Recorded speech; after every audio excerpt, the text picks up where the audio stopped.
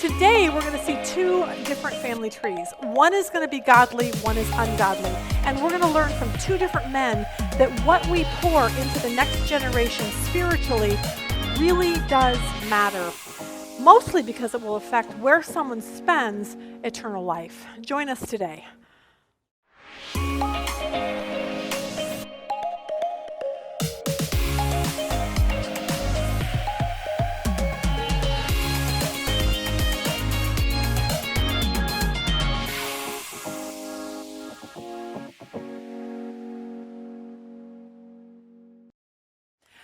Good morning. Welcome to our Women's Bible Study. We are super glad you're joining us today.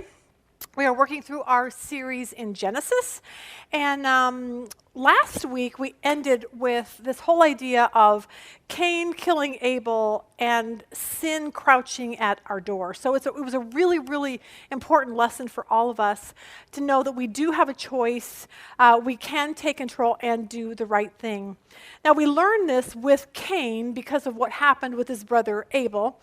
Cain let his jealousy, his envy, and his anger towards his brother get the best of him.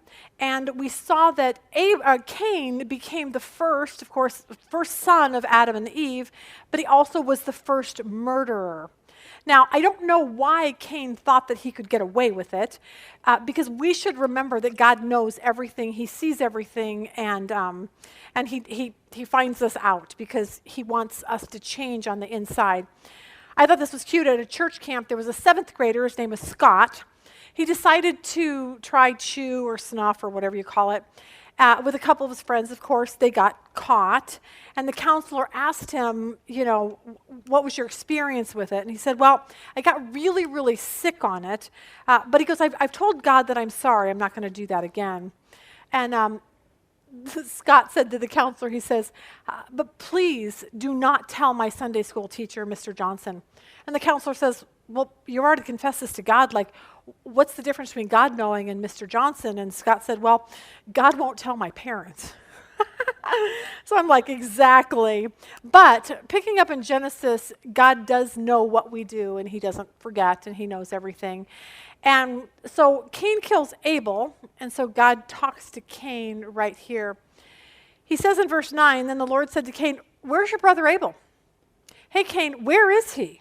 Now remember, God doesn't ask because He really doesn't know. He actually asks because He wants Cain to confess what happened. Cain's response is this: I don't know. Am I my brother's guardian? He literally lies straight to God. He's like, I don't know where he is. And he's kind of sassy, like, am I my brother's keeper? I mean, I'm not that kind of a person. Cain probably thought he could get away with it. This made me laugh. This is like a little story about a lieutenant who thought he could get away with something, like Cain thought he could get away with it. There was a dinner for officers and their wives, and the commanding officer or the commanding general was giving this big speech, and he was going on and on and on. It was really, really boring. So a young lieutenant was sitting in the audience, and he grumbled to the woman sitting next to him. And he says, what a pompous and unbearable old windbag that man is. Like, oh. And the woman turned to him. She was bright red. And she said, excuse me, Lieutenant, but do you have any idea who I am? And he says, no, ma'am, I don't. She says, I am the wife of the man you just called an unbearable old windbag. He said, oh, and do you have any idea who I am, ma'am? And the wife says, no, I don't. And he said, well, thank the Lord. And he jumped up and disappeared in the crowd because he's like, that's really smart. But see, we can't do that with God. We just can't run away from things, especially as a follower of Christ, because God says, I'm going to deal with this for you. So God tells Cain this. He says, what have you done? Your brother's blood cries out to me from the ground. In other words, Cain, good try, but your attitude is not going to work. And because you gave into sin, because you're the first murderer, because you lied and you never came clean, there is going to be huge consequences for the rest of your life.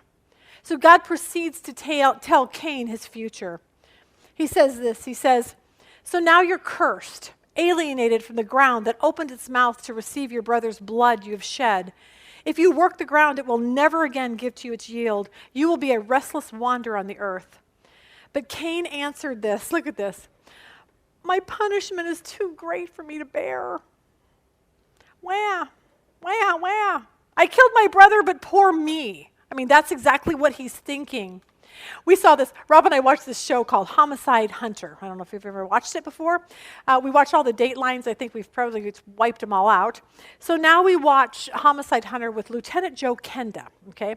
So Kenda gets a call to this house, and there's a dead guy, and the husband and wife, they're really young, and this guy that's dead is a friend that's been actually living with them.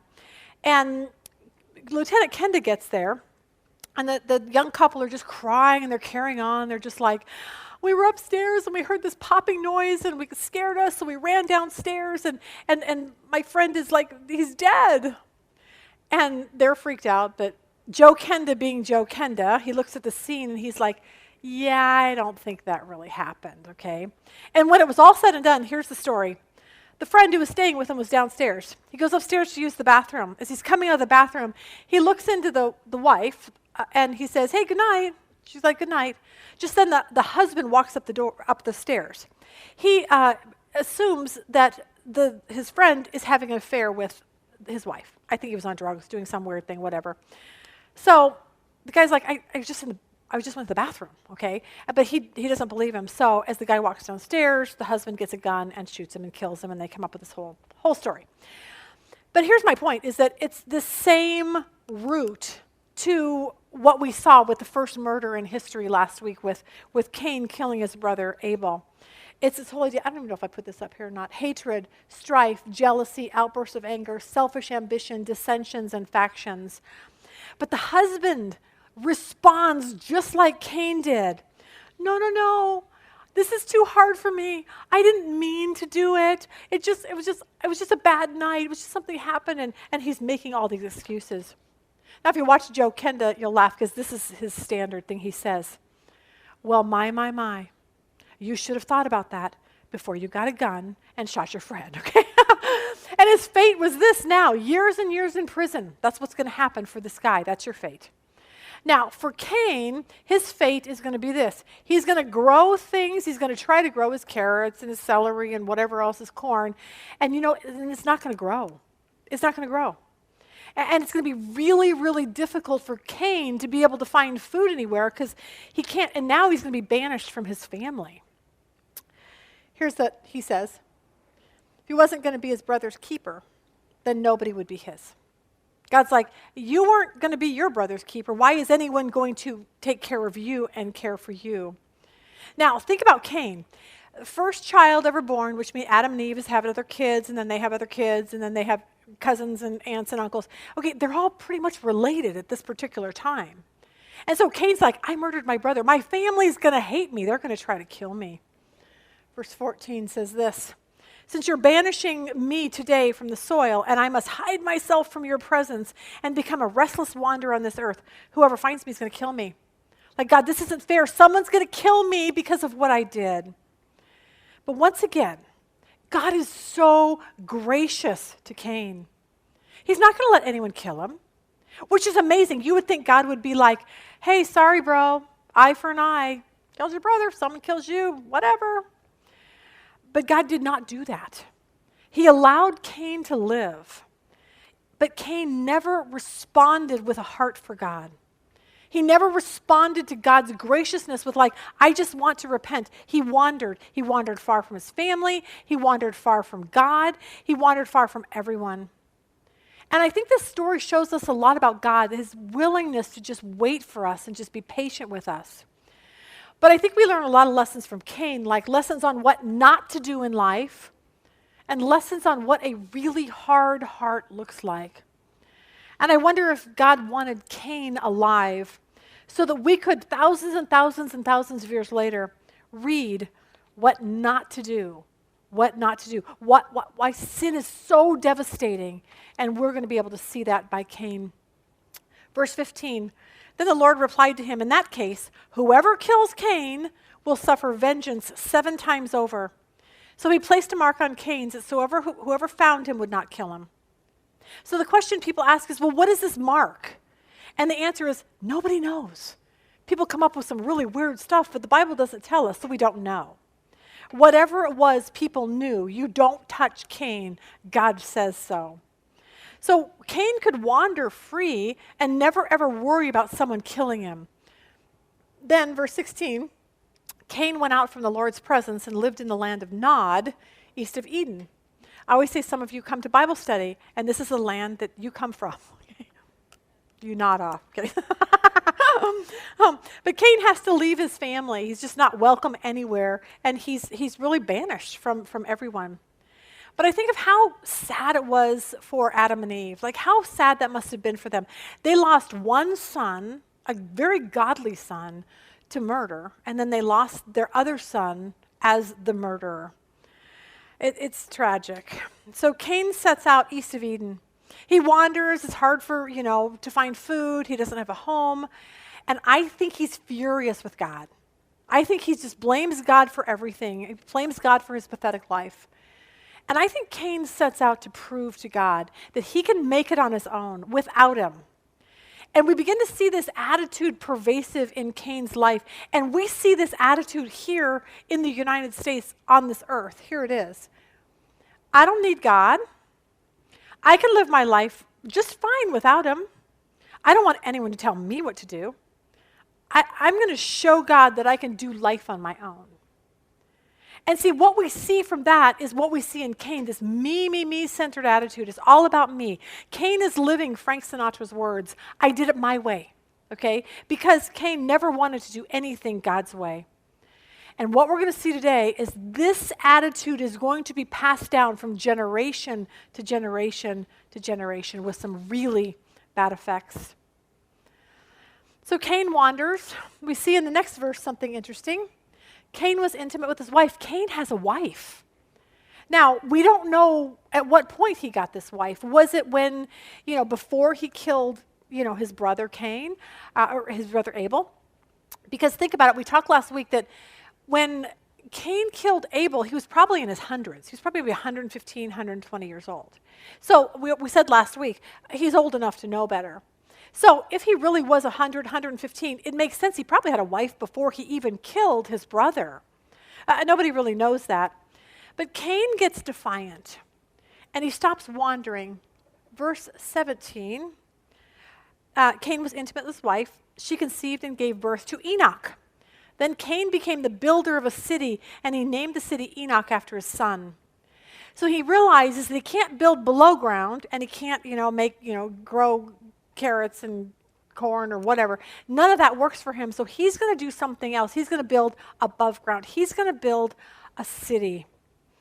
Now, it's kind of funny because people always say there was cavemen, and this is what they look like. There was cavemen back then. They all lived in caves. But really, if you think about it, Cain was the first-born child of Adam and Eve, and he did not live in a cave, and he did not look like that, okay? He built a city, a big city. And God uses Cain to populate this earth. And it will be these people that show us the importance of what we give to our kids and our grandkids spiritually. Because what Cain is going to show us is that his descendants will be so incredibly wicked and evil. And they will be so bad that God will eventually flood the entire earth, all because of Cain and his descendants. Think about this. God said Cain would be a wanderer, but he actually settles down in this little town and builds this city. So I think, I wonder what God was talking about when he said a wanderer. But I think Cain's wandering was just, he was never content. Like he was never satisfied. Nothing would ever make him happy because he was never had that spiritual connection with God. So you would think that when Cain starts this city, built with his son's name on it, that he would not prosper. But actually the opposite happened, and he actually did prosper in a really big way. But I think here's the lesson. Just like anything in our life, we can build anything. We can build businesses. We can build families. We can build careers. We can build all of these things. But we can also do it outside of God. And there's never anything that happens good that's outside of God being involved in that process. Because when you build things on your own, there's no eternal value to it. Everything's going to be worthless. Because we're all going to live here for a certain amount of years, then we die. But what happens after we die? Like, we need to be pointing people to what happens after we die, not on this earth right now. Now, this would be a very, very ungodly city. Cain's descendants would follow his ungodliness. And what we're going to see along with this city is that God's going to flood everything. Every one of Cain's descendants will be gone. The city that he built is going to be gone, everything. And I think sometimes I wonder if God wants to show us in this section with Cain what an ungodly family tree does in this world. So let's start here and answer this question everyone wants to know. Who was Cain's wife?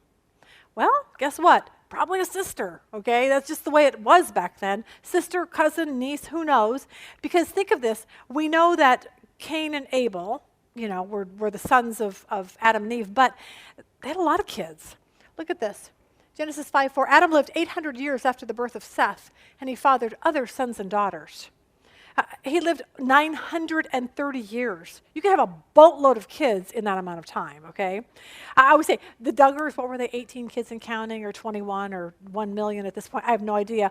But they would have nothing on Adam and Eve. But remember this, there was no law then. There was no law. Moses hadn't come along yet. This has been, 25 years later, Moses will show up on the scene. But there was no law that said you can't sleep with your close relative or anything like that. There was nothing. These people had no idea. This was just normal. Oh, I like my sister. I like my sister's whatever. This is the way it was. Because when God created the earth, that was the only way to populate it. Because think about this. The gene pool was so pure back then. But today, it's been, polluted a million times over. So if someone, if there was incest in a family and, some daughter was pregnant from her father, whatever, horrible thing like that, it could be very potentially dangerous. But at the beginning, at this particular time, it wasn't a problem. And think about Abraham. Abraham married Sarah. That was his half-sister. So all of this was going on. That's just what they did. And I think it was just to populate the earth. So what I want to do is I want to show you two family trees here. I made this one over here. This is the ungodly line of Cain. And I made these little things with, that's supposed to be a sad face. I'm sure you can't even see that, but I didn't know how to depict this tree. It's dark. It's just dark. And it's sad is kind of what it is. So let's go on to, where are we? We're in, we saw Cain, okay, right here. And then he has a son, and his son's name is Enoch. There's Cain, and there's Enoch, and it's going to be on the tree over here. Now, Enoch's name, actually right here, it means dedicated. Now, I wonder if that means something. If, like, Cain gave his son the name dedicated, maybe it's dedicated to himself, dedicated to sin, dedicated to something bad. Because over here on this godly line, we also see these names, and Enoch shows up over here too, but it means dedicated to God. So it's kind of an interesting thing when you look at these lines. There's names on each one of them, but one comes from an ungodly line and one comes from a godly line. So we have Irad. He's the next one. Irad actually means wild ass. Okay, so if you look at what they're naming their kids, it kind of tells you their thought process. It's not like lover of God, okay? It wasn't like that. So Irad was born to Enoch. This is going to be boring, but it really isn't. There's a purpose to this. Irad was born, and then we have all these names, which of course I can hardly even name, but they all have a place on this tree right here. Methuselah, and then we come up to Lamech. Okay, I'm going to stop at Lamech. Lamech did something that was pretty unheard of at this particular time. We have these guys, and then Lamech. Look what Lamech does in verse 19. Lamech took two wives for himself, one named Ada and the other named Zillah.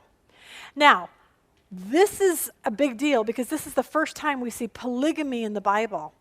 And this polygamous relationship was done in defiance of God. Because I would assume most people knew from Adam and Eve, even though, that one man, one woman for life, that's just that's just the way it is. But Lamech is like, nope, not going to do that. I'm not going to do anything God says. It's this ungodly line over here that is just producing things that just go against God.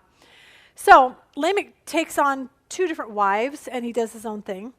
So I want to stop here really quick, and I want to talk about polygamy, because polygamy is in the Bible. It's in the Bible a lot of places.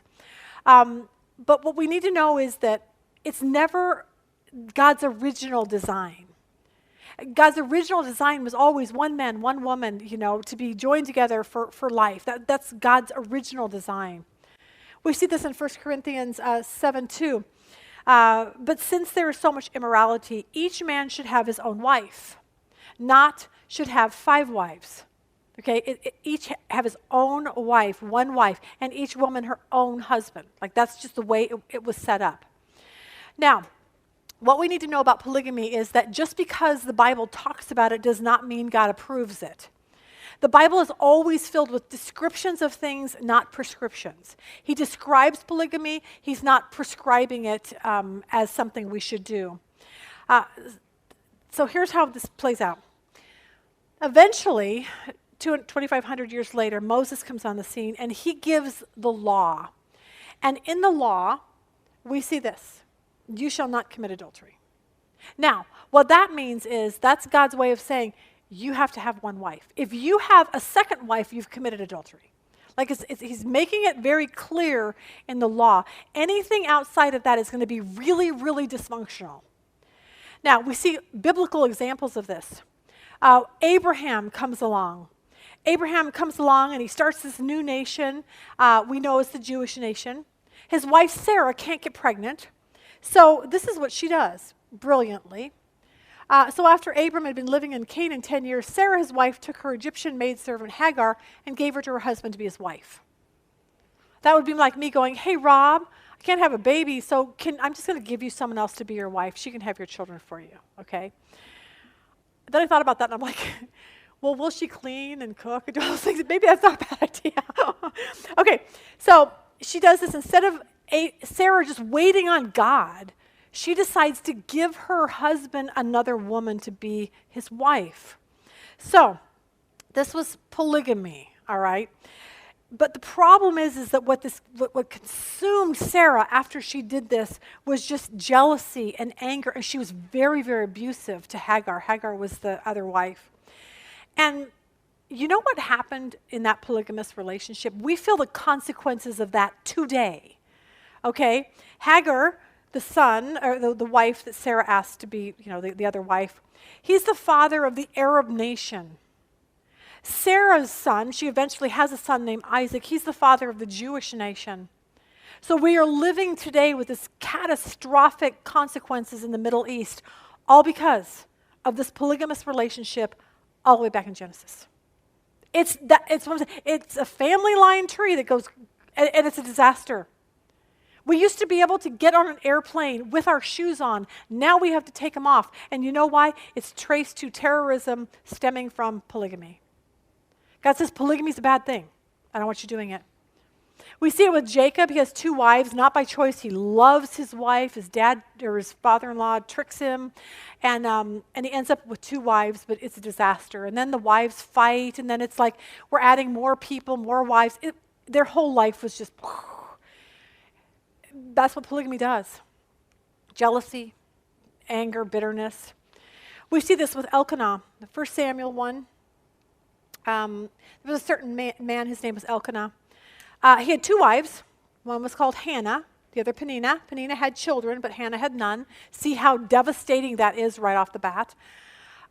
Because the Lord had closed her womb, her rival kept provoking her in order to irritate her. That's what polygamy does. It's like, he loves me more than you. I have his children, you don't. It's just a disaster.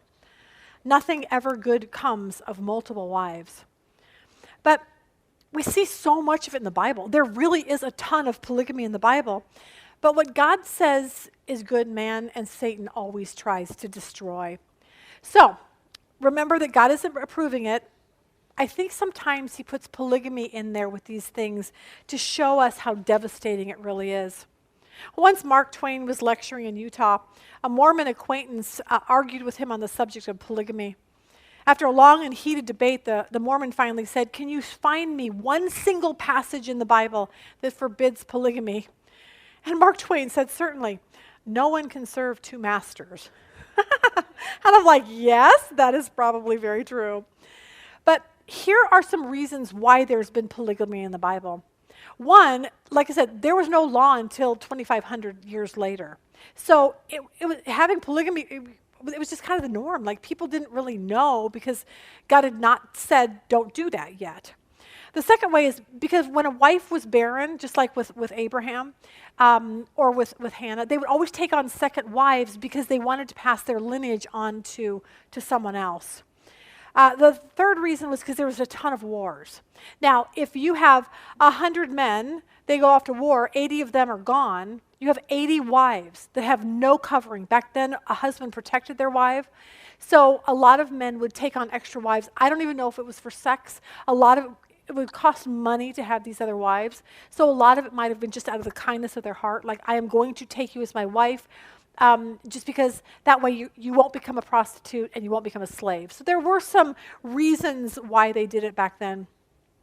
The fourth reason was kings would take extra wives. So it would be like, let's say Joe Biden had a daughter, and so he's going to give his daughter to marry the son of the Chinese whatever. Okay, now, when you do that, you've kind of made an alliance, and you're not going to attack them, and they're not going to attack you because, your daughter lives here, and my son is whatever, however that works. You get the picture.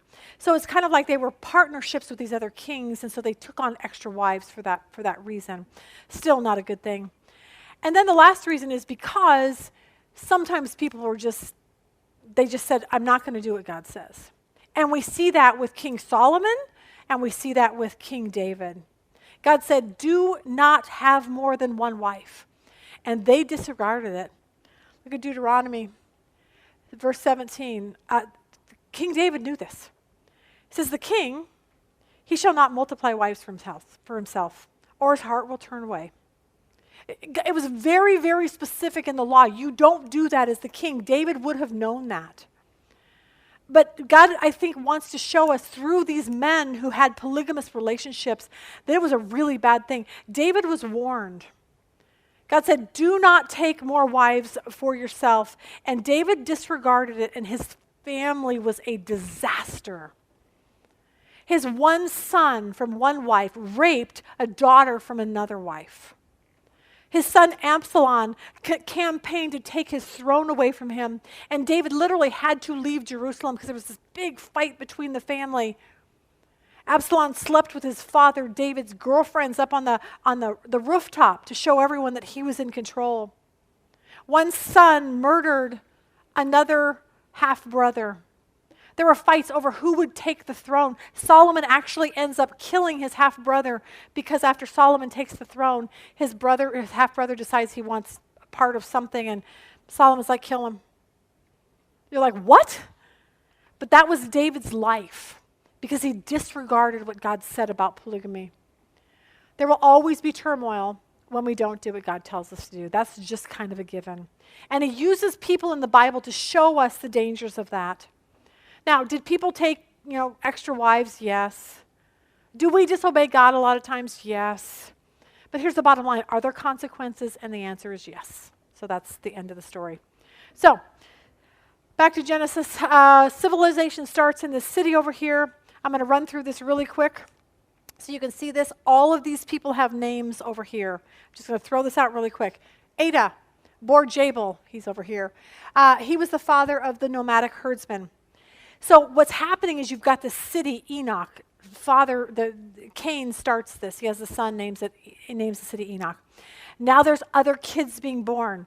So you see the civilization growing. You see Jabal, he's the keeper of the livestock. So he's like the shepherd, the herdsman, whatever. And then his brother, there's Jabal, and his brother's name was Jubal. Now his brother Jubal, he played the lyre and the flute. So Jubal was actually one of those that would, he liked the marching band. Like maybe he set up the opera in his town. Like, I don't know. But this was his gift and this was his contribution to the civilization. Then we see Zillah, which is one of the other wives, the other wife. She bore Tubal-Cain, and he was the father of, let's see, wait a second. He liked all kinds of bronze and iron tools. So he's like the Ace Hardware guy. So you kind of see all of these kids, and they're building up their own places and their own things that they do. And then Lamech says something. Lamech, I think, was a jerk. So let's see why. So Lamech says to his wives, Ada and Zillah, "Hear my voice, wives of Lamech. Pay attention to my words." Sounds like kind of a jerk. I could just hear him like, "Come on, wives, get over here and listen to me." I can picture them doing this, rolling their eyes. Okay, so that's my view of this verse. He says this, "For I killed a man for wounding me, a young man for striking me." And you're like, really? So this is what comes on in this lineage over here. No one wants God. There's polygamy. Now there's murder. It's like just whatever. And why would he kill someone younger than him? A bar fight, argument over money, bumped into Lamech accidentally. Like nobody really knows. But Lamech never ever talks about God. But look what he says. He says, he said, if Cain is to be avenged 7 times over, then for Lamech it will be 77 times. In other words, he doesn't talk about God, but he thinks he's going to get away with this. Now, from all of this, we see, I don't know if I put this on there, defiance. This is an ungodly line. Polygamy, murders, they're very, very prideful people. And what we learn is this might be the most advanced society in the world at that time. They could have been great in technology and business and arts, but when it came to morality and godliness, they had absolutely none. Which brings us here to our bright and shining godly line of Seth. We see this with Adam and Eve. Adam was intimate with his wife again, and she gave birth to a son and named him Seth. For she said, "God has given me another child in place of Abel, since Cain killed him." So we have Seth that comes on the scene. The name Seth actually means appointed one or substitute. Maybe Eve started thinking, maybe through Seth would come this seed. Maybe that's what this is all about. And if she thought that, she would be absolutely right. Because through the lineage of Seth, we will see in a minute, comes Jesus. Through his lineage. It's so fascinating. That's why I know genealogies seem boring. But when you put this together as a whole, you're like, oh my gosh, that's exactly what God talked about in Genesis 3:15. But right at the beginning of this godly line of Seth, something characterizes these people here, and it wasn't the culture or the language or anything like that. It was godliness. Look at this. A son was born to Seth. He named him Enoch. But then look what happens. At that time, people began to call on the name of Yahweh. It was at this particular time, through this lineage of people, that people started calling on God. And so you begin to see these two lines forming, the godless line of Cain, who wants nothing to do with God, and then the godly line of Seth. And suddenly these guys are calling on the name of God. They're seeking God. So I'm going to run through this really quick with just a couple really quick points, and then we'll move on from here. Genesis 5, the genealogy. These are the family records of the descendants of Adam. On the day that God created man, he made him in the likeness of God. He created a male and female. When they were created, he blessed them, called them man. Adam was 130 years old when he fathered a son in his likeness, according to his image. His name is Seth. Okay, we got Seth up here. Adam lived 800 years after the birth of Seth, and he fathered other sons and daughters. Now, with each one of these guys, it's constant. He fathered more children. He fathered more children. More children were born to him. So God wants us to know that during this time, there's a lot of people getting born onto this earth. Adam was 100, go to verse 4. Adam lived 800 years after the birth of Seth. He fathered other sons and daughters. Adam's life lasted 930 years, and then he died. Seth was 105 years old when he fathered, here you go, who did he father? Enoch.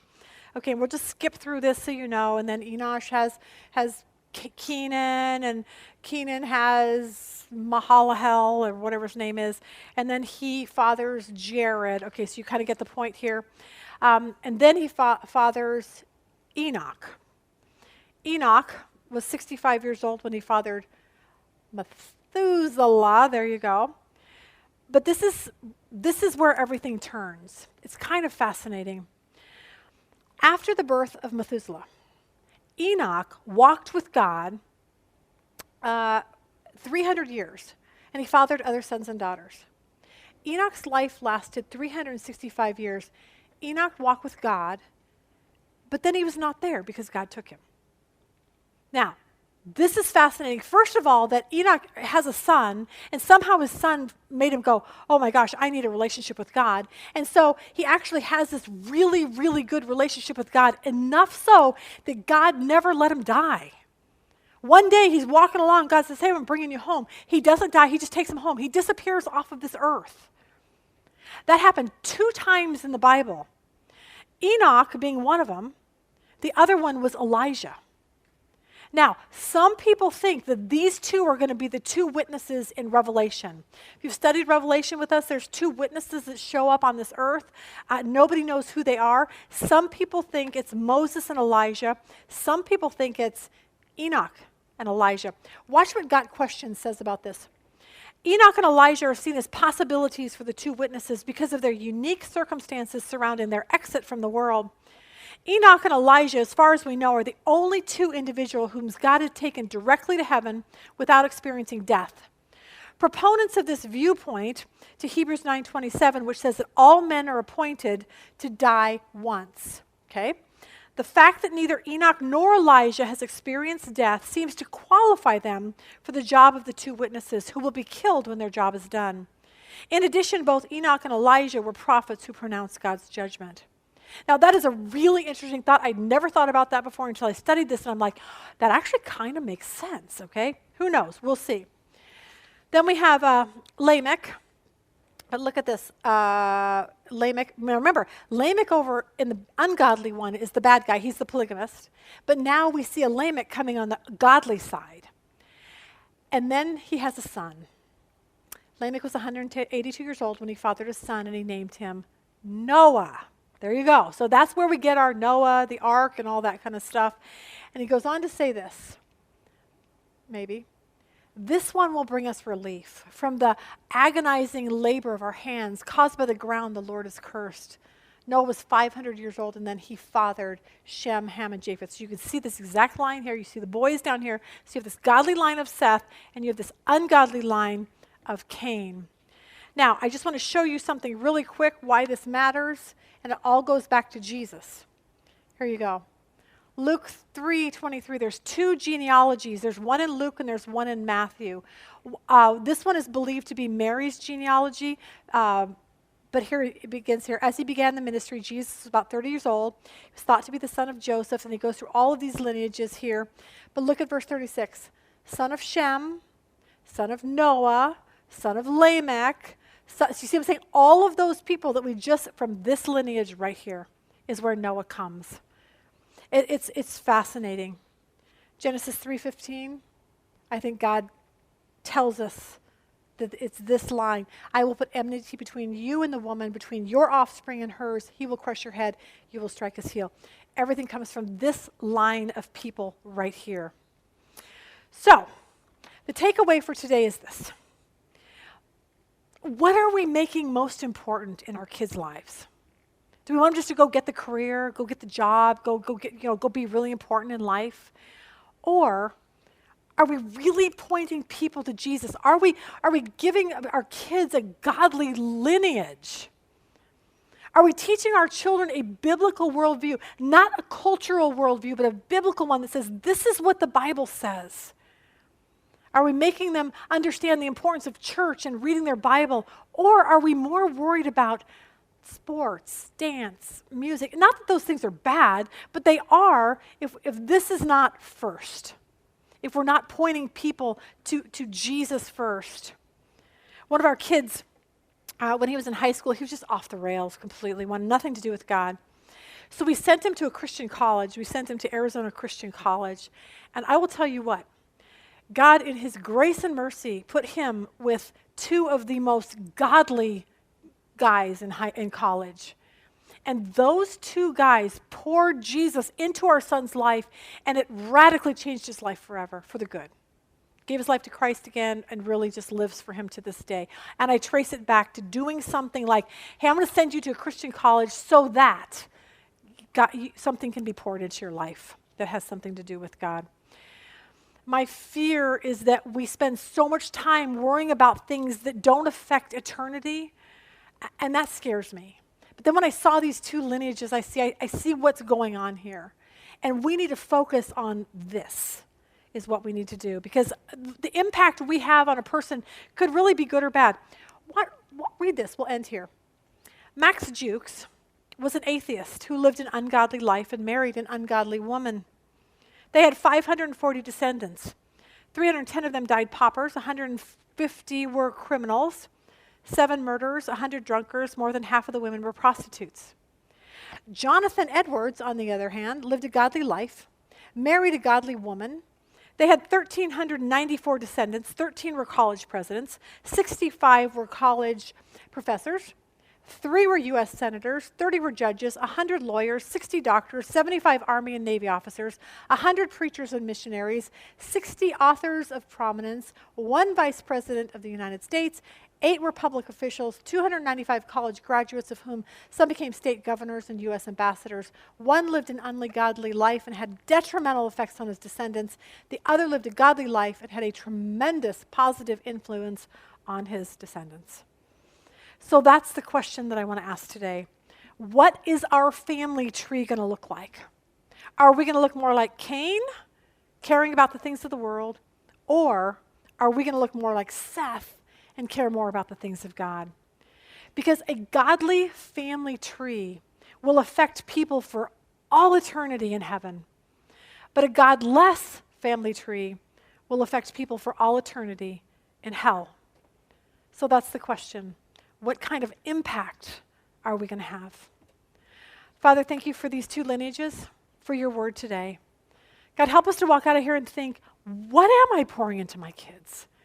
God, we want to live godly lives and point people because eternity is what matters.